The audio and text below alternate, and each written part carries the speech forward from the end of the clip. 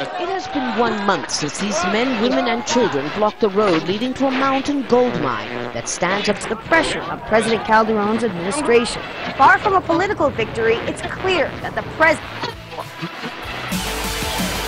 Music right here, Radio Free Canada. As we get things going with the Vinyl Vault, we get ready to be live right here in Kelowna, British Columbia. But we are urging you to start up your own radio station somewhere, or your own newspaper, or make a sign and get out in the streets. Or just get out there and talk to people. You know, inform your neighbors and your friends about what's going on in the world. You know, people are waking up everywhere. You are not alone. There's a lot of people here with you on the internet and around the world who are taking positive change to the next level. You can do it.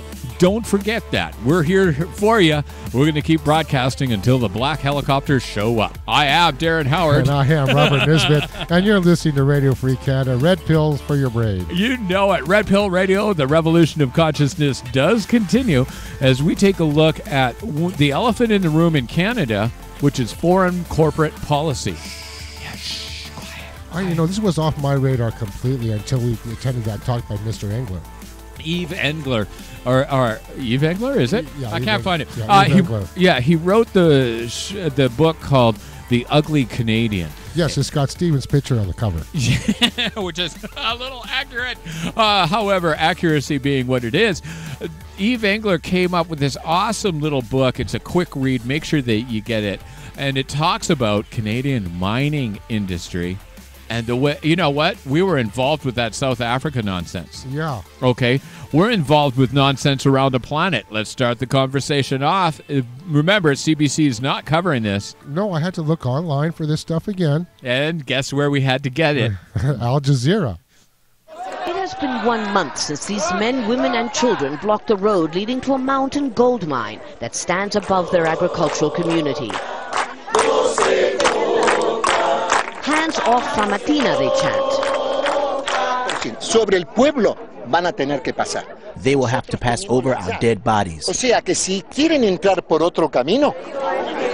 They are referring to the Canadian mining company Osisko, which was to begin open-pit mining on the mountain, despite overwhelming opposition from the community.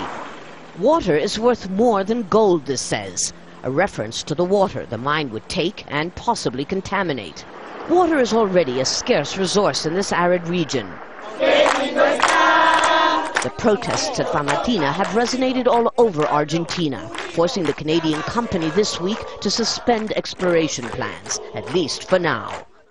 What's extraordinary about what's happening here is that it shows just how powerful a small local community can become, enough to stop an international mining company in its tracks. Members of the 8,000-strong community take turns keeping a vigil at the roadblock, where entire families camp out. And they are not alone. From El Salvador to Peru to Chile and Argentina, local communities are organizing and demanding that their interests take priority over those of mainly foreign mining companies that stand to make billions extracting gold, copper and other minerals. Little or nothing is left behind for us. The only ones who benefit are the corrupt officials who authorized and defend the projects. Argentina's government argues mega mining projects will benefit the country. Yet here, as in other parts of the continent, the political price to be paid for ignoring the increasingly influential community and environmental movements is proving too high to ignore. Lucia Newman, Al Jazeera. Of course, the international mining companies being Canadian mining companies that they're not talking about. Well, they're transnationals because a lot of them are owned by out of the country owners as well. Yeah, so we've got international corporations not necessarily based anywhere, shipping money out of every country that they're in and keeping it. So this is the way it's going. But it's destroying local people's lives. They seem to look at Latin America as, you know, our resource pool that we can just take whatever we want. Africa, exactly the same way. It's a resource pool. Canada has become a third world country underneath the Harper regime. Well, don't you know we're America's gas tank here? Yeah, or China's gas tank. So, you know what? Anything but jobs for Canadians. Anything, you know, raw resources go, processed resources come back, and they call that an economy. But this is also going on in Mexico and other places as well. We need to check this out. thousands of miles from their homes, hundreds of Huichol Indians march in downtown Mexico City, protesting a plan by First Majestic, a Canadian silver company, to mine their sacred lands. Their cause gained international attention this year when they were joined by Nobel Prize winners, artists, and civic groups, calling on the Mexican government to revoke the mining permits and preserve the land. And on Thursday, it seemed that the government finally heard their cries, announcing it would protect more than 45,000 acres of the holy ground, and that First Majestic Silver Corporation would give up its concessions in the area. We made this pact to protect the ceremonial and sacred lands of the Huichol people from all interest. The lands belong to all Mexicans. But in less than 24 hours, tribal leaders were crying foul, saying they had nothing to celebrate because the measures only protect 1% of their land. Those 45,000 hectares are outside of the area of concessions. It's ridiculous. It's absurd of the Mexican government. It's a political move just made for the media. For 3,000 years, the Huichol Indians have made their annual pilgrimage to Wirikuta in Mexico's central high desert, one of their most sacred sites. Believing that the mountain is the birthplace of the sun, they perform sacred dances and pray. But Wirikuta is situated in one of the richest mining areas in the country, where experts believe billions of dollars of silver lies beneath the sacred ground. And First Majestic isn't the only company with concessions in the area.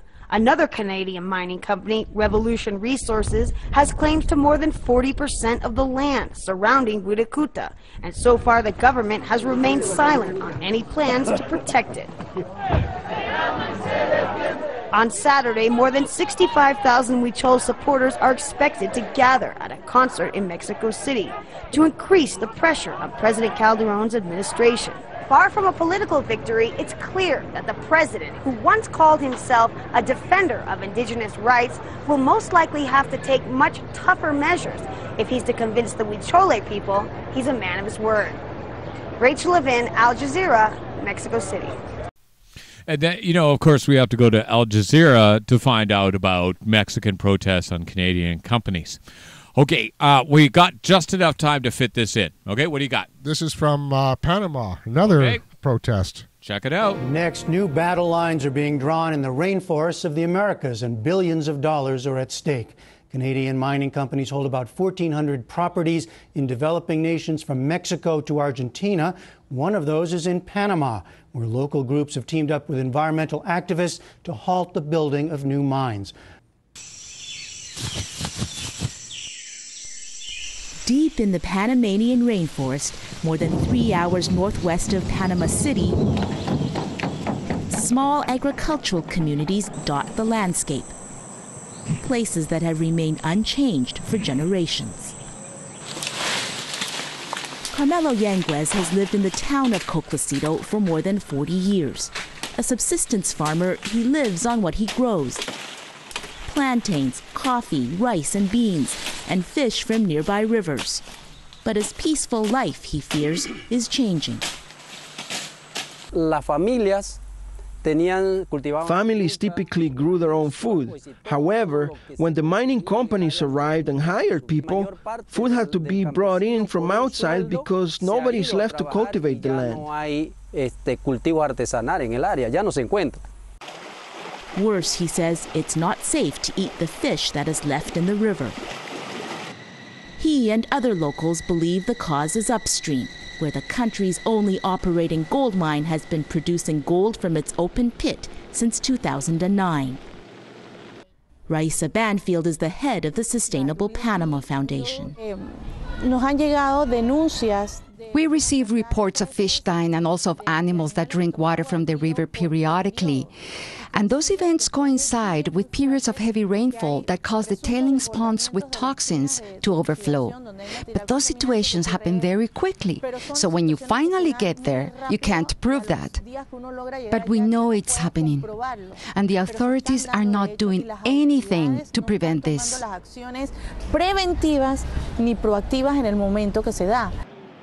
The mine is owned and operated by Petakia Minerals, based in Vancouver, British Columbia. The company's president, Richard Pfeiffer, a native Panamanian, scoffs at the complaints. Well, you see it yourself. Every day up there that you do, there's hundreds of people swimming in the river. That's the best testament to how true that is, eh? Around Coclecido, it looks like one major construction zone. New roads, improved bridges. It's all part of another major project that's going up around Richard Pfeiffer's gold mine. Canadian company Inmet Mining Corporation. Inmet Mining of Toronto is building what will be one of the biggest copper mines in the world. Right in the middle of the rainforest, in part of what's known as the Mesoamerican Biological Corridor, a protected zone spanning 7 countries, and home to thousands of animal and plant species, some of them endangered. The copper mine will be massive compared to the gold mine. 3 open pits, a huge tailings pond, and up on the Caribbean coast, a new port, along with a coal-powered energy plant to fuel its operations. The prospect of all this development has pushed some of the locals here to protest. They built a roadblock, disrupting traffic leading to both mine sites.